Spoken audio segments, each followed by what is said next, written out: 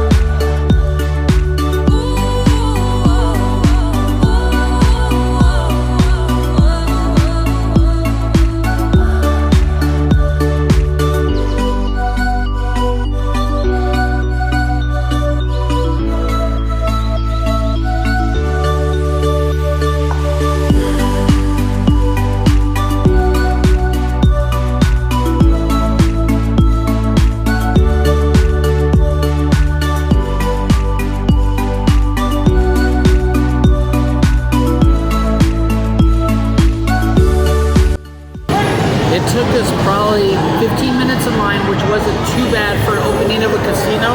It's a road fried burger, single patty, has lettuce, tomato, onion, herb sauce. I also got the chili cheese fries.